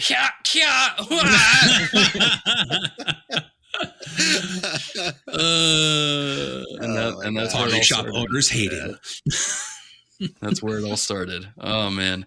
Yeah, I don't know. Derek, if you do wind up playing this game again, let me know. I'll send you a pair of flip-flops with your purchase. And it's gonna be a while. Enjoy those. It's gonna be a while. It'll be a while. Can I end on one quick positive note? I feel like I should say one more positive thing about this game. I will stand by the fact that this game has some of the best dungeons in the series. Okay. Yeah. I think Not the best, I'm just but yeah, they're dude. really good. Some of them are stellar. Yeah, There's no two so ways I about agree. it. Oh, man. Well, Like we're out the of time, so time we ones, the time travel can't. I was ones. just about to say the time bubbles. travel ones were my Yeah, favorite. that was a those really were cool one. Yeah. Yeah, There's so much that and works it's got well. that great dungeons. Mm-hmm. Yeah, And then when you get the vacuum cleaner item and you're just blowing dust away, oh, dude. I think if you 11 out of took 10. away the motion controls and gave yourself a standard controller input, I think this game would be up there in the top Zelda games of all time. Yeah. They see, that's just it. They did. No, like as far as like if there were no motion controls whatsoever. Well, they'd have to rewrite the game because They would. That's what I'm saying. That's what I'm saying. Like were from a built conceptual around the motion. standpoint, if you take the controls out of it, like all the elements of the game, you take the game, the controls out of it, what you have left over is one of the best Zelda games ever made. You can take that last act and still say the narrative is still one of the best in the series. Narratively, yeah, but yeah, I mean, From narrative, That's but a like, can of worms we have to say for another episode. I'm just saying, narrative, characters, dungeons, What's up, YouTube villains. Hit me up. I think it would be. Yeah. I would say top 10. I'll give you that. Okay. There's only 9 Zelda games. No, I'm just kidding. No. But I would. There's not. I would say like, I would say it'd be in the top 10. Okay. Yeah. We Well, gotta anyway. stop. We gotta stop the episode. We can run out of time. We do. So this is where I'm going to turn it over to the listeners. This is where, if you've played the game, or even if you haven't played the game and you listen to us rant and rave for the last, well, if you listen to the uncut version of this on Patreon, it's almost 2 hours long. Oh my gosh. Go Yep. check that out. Leave comments and stuff on all that on Twitter, YouTube, all the different avenues, and we'll continue the conversation over there. Discord, all those fun places. My thing is, look, I have flip flops on, so be careful. All right, you've been warned. If you want to try this game out, just try it out and see what you think. I have friends who adore this game, who love it. And when they played the HD port, they're like, it fixed all the problems I had with the game. I really enjoy it. And I've got friends, like the one sitting here, and some other friends are like, I couldn't get into it. I couldn't stand it. And I'm kind of like, there's moments where this game is freaking rad. And there's moments where this game makes me want to go reschedule appointments with my therapist because it just drove me nuts. And so Skyward Sword is really polarizing, and let us know what y'all think. But as we kind of wind out the episode and really wind out the year, because this is the last episode we're going to release in 2021, I want to thank our patrons before we start ending out this episode. These are the folks who support us over on Patreon for the month of December. As always, we greatly appreciate y'all's support throughout the month and allowing us to continue to do what we do. Thank you. You love me. You really love me. And those people are Alex Castellanos, Chris Freeman, Christopher Commander. Congrats on 200 episodes, TRG. That is an impressive accomplishment. How long can I make this username? Whoa, it just keeps going and going and going and go. You need to change your name, buddy. Daryl Tavares, David Henderson, David Matthews, Derek Smith, Jake Walker, Jeff Jackson Jr., Jimmy Chonga, you're right here. Josh Broccolo, Derek, thank you. Kiefer Winborn, Kokoro Daki, Luke Strain, Matt Edwards, Matthew White Chocolate McDougall, Matthew Millsap, Melvin Benson the fifth, Micah Hendrick, Michael Toller, Nate McKeever, Paige Penson, Retro Rewind Podcast, Ryan1701E, Sam White, Samuel Kalunga, Savone Pena, Third Strongest Mole, Travis, Vincent Yu, Weatherman Keefe, Wesley Ray, Xavier Medina. Y'all, thank you for your continued support, not just in the month of December, but if you support a TRG at any point in 2021, whether that was on Patreon or just listening to the show, seriously, thank you all for allowing us to continue to do what we do here on the podcast. 2021 has been an incredible year, but I can't just let you go yet. Some recos, some things that you need to check out. Derek, let's kick it off to you, man. What is something that our dear listeners need to check out? If you have the means, I highly recommend picking one up. It Takes Two. Get a friend. If you don't have a friend, meet somebody. Say, hey, let's play It Takes Two together, because it's a great game. As I mentioned earlier, I'm so glad I got a game with your recommendation, because it is. I am all about long live co-op, good story games. Long live co-op story games. They're so good. So It Takes Two. Check it out. It's great. It's a good time. Go make friends. I just love how he goes the game, and then he adds it with get a friend. Get a friend. I mean, you can't play it without a friend. And if you guess I can't play It Takes Two. If you, I don't have. Do I have any? This is the best I can do for sad stuff. Is this dramatic piano music? There you go. But it's too long anyway. But dear listeners, if you need a co-op partner, hit the Discord up. Join the Discord. We got plenty of ways we can group up. You can get grouped up with people. All sorts of fun stuff. Speaking of friends and stuff, Jonathan, Brotato Chip, what's something our dear listeners should check out? I forgot to put in the show notes, but Rocket League Sideswipe. Yeah, the mobile one. Download that on your iPad or iPhone or iDroid. Pretty hot take. You said you enjoyed it more than the actual game of Rocket League, which I thought was blasphemy. This is correct. That's a whole other conversation. Because there's a very key reason for that, and that reason is I suck at Rocket League. So I suck less at Rocket League Sideswipe because there's only two dimensions in my I almost said 87-year-old brain. My born in 87. My born in 1987. Yeah, my NES brain does much better in 2D spaces, apparently. I was great at Rocket League Sideswipe for a while there for the lower levels. But anyway, it's a fun time. If you like Rocket League and you want it more not watered down, more simplified and streamlined, check it out. It's free. But as always, I try to bring a tabletop game to the Recos. Nice. This week, it's going to be a tabletop company, a publisher called Button Shy Games. And you should go to buttonshygames.com and check them out. They have a whole shtick, and their shtick is let's make card games that exclusively use 18 cards or less for a full-blown game. And it is amazing. I have picked up several now. And I put a list. The few that I've been enjoying a lot recently are called Tides, as in the tides of the ocean. Rove. So Tides is about low tides and high tides and creating things with seashells on the seashore. Rove is about a little robot exploring a alien planet, and you're helping him explore and do things. And yeah, it's pretty cool. Ugly Griffin Inn. You're an innkeeper in a fantasy world, and you're trying to keep all your patrons fed and happy and like sleeping in their inn and not like disturbed. And then Sprawlopolis is like a miniaturized Sim City where you're building out a city and scoring points based on how well you do it. And every one of those games, they're very rich in theme. They're very different games. They all use 18 cards, and there are many, many, many more than that on the website. So like if you're like looking for a quick game, and the games I mentioned, some are solo only, some are 1 to 2 player, some are 1 to 4 player, but they're all like rich in theme. They play really fast. It's the inherently fast setup because it's 18 cards.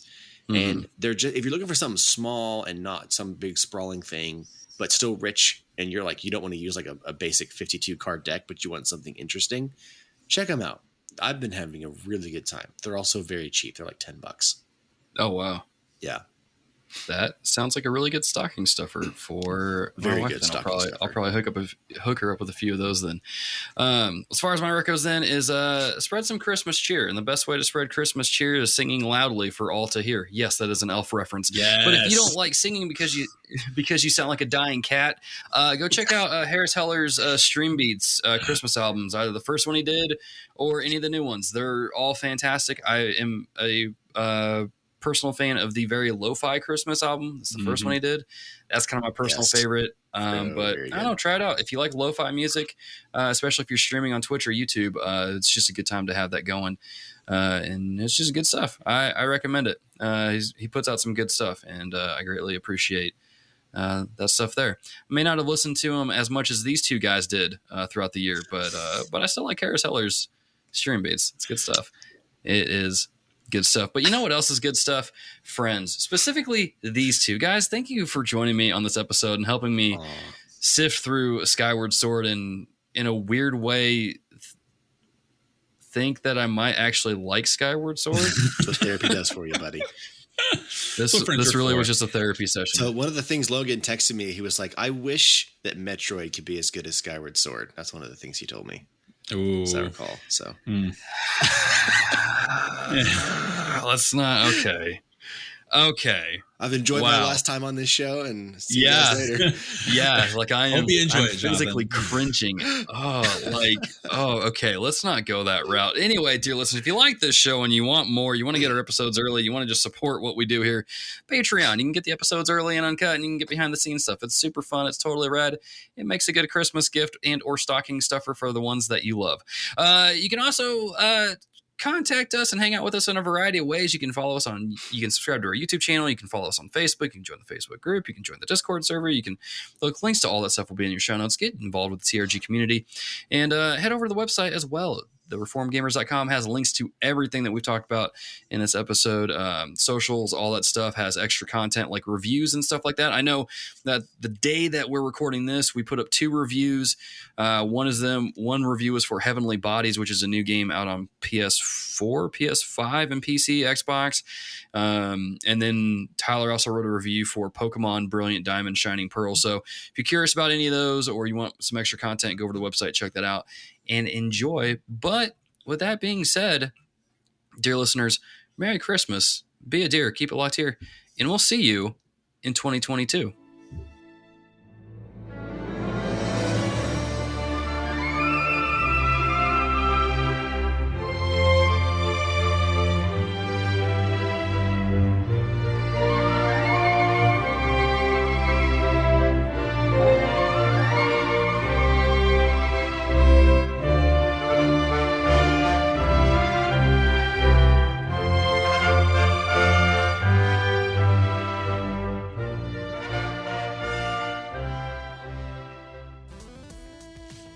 Thanks for tuning in to this episode of The Reformed Gamers, the podcast all about theology and gaming.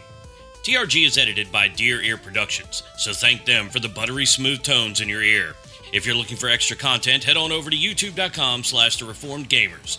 The Reformed Gamers is entirely fan-supported over on patreon.com/TheReformedGamers by our dear patrons. The following deer are at the producer level or higher and will forever be thanked at the end of each show, as long as their pledge comes through, or we forget to update the audio. Those people are Mr. Butts, Alex Castellanos, David Matthews, and Wesley Wren. Thank you for your support on Patreon.com, keeping our controllers charged, and supporting Logan in his never-ending quest to collect them all. Platinum trophies, that is. So be a dear and keep it locked here. Keep listening. We'll catch you later. Yeah, yeah, ah!